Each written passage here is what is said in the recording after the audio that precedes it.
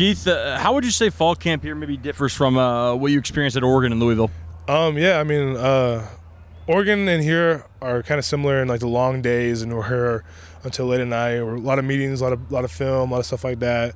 But I would say right now here, it's probably a lot more competitive. It's a lot more like, okay, offense won this day, defense won this day. A lot more like point systems when it comes to like different team periods and stuff like that. And then compared to Louisville was competitive as well, long day, stuff like that. But I think here, so far, it's the most competitive fall camp I've been at for sure.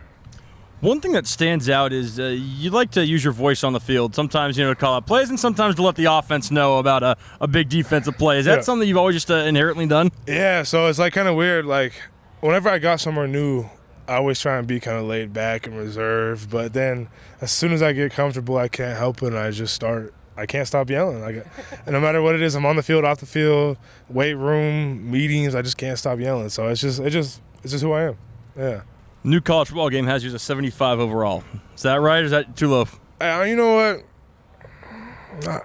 Look, give me a few weeks in the season, we'll see what it looks like. But 75, I'm okay with it. I'm not sure. It is what it is. Yeah. You mentioned just like the comfortability that allows you to kind of come out of your shell when you go into a new place like this. Are the guys here kind of doing something to help you kind of feel more at home, or how does that kind of? Yeah, this is by far the most accepting team I've been to. As soon as I got here, I knew a few of the guys already because I trained at a place called FSP in Seattle, so we have a lot of connections between there and here.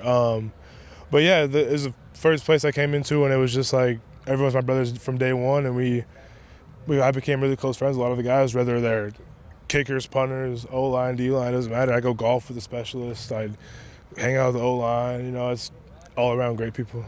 How's your golf game? Some days it's good, some days it's bad. And when no one's watching, I might put a ball down, say I found it, but yeah.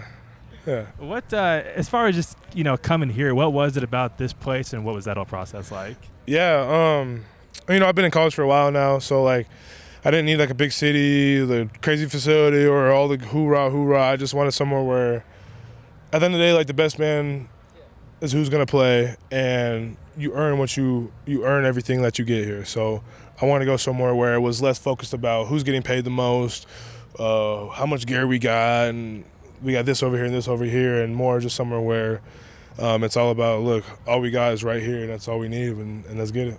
What impressions did you have at WSU before you got here? Okay, yeah. So, playing against WSU, coming, so 2022 we came here and played when I was at Oregon, and it was probably like the most hostile, crazy, loudest, most rowdiest stadium I've ever been in my entire life. And we played in the Horseshoe before and stuff like that. And so coming here, I knew like the people who live in Pullman and attend the games, they love WSU. And I took a visit here in high school, and I knew it was, you came here and you worked. There isn't big cities and stuff all around. It's just you come here and you play football, and that's it. So coming in, I knew what it was. I knew I was just going to be playing football, working out, and hanging out with my boys. So that's all I wanted. So it's perfect.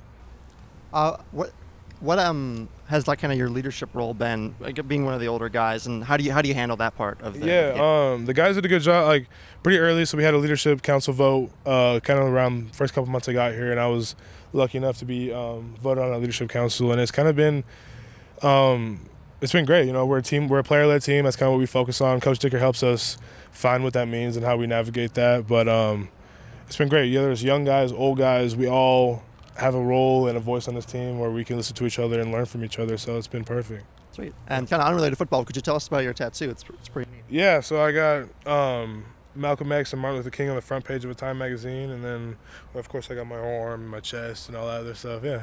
I got a few tattoos. Yeah. Keith, what's it been like being a part of this linebacker room in particular, especially with Kyle, who's been here for 50 years, and Buddha, who's keeps growing as we go? What's that room been like for you? It's been great. We call KT Kyle, we call him Unc. He's an old head Unc. But yeah, so Kyle's been someone really good to learn from. He knows ins and outs. He could probably write the defense with his eyes closed, stuff like that. So it's great to learn from him. And then with Buddha too, I've known Buddha for a long time. We actually used to play against each other in 7-on-7 all the time. So it's good to see him grow as a young man and continue to get better as a football player too. So yeah, it's been really fun. And with the first day in full pads today, just kind of seemed like the defense had a really good day today. Was this something you guys were waiting for? Yeah, Coach Dicker preaches like starting fast and finishing strong. So that's something that like some days the offense comes out hot and we got to find a way to finish. But today we just wanted to start fast and then finish all the way through. So that's just kind of been an emphasis for the defense in general because there's no better feeling than that first play of the game. You go out there and you just smack somebody. So yeah.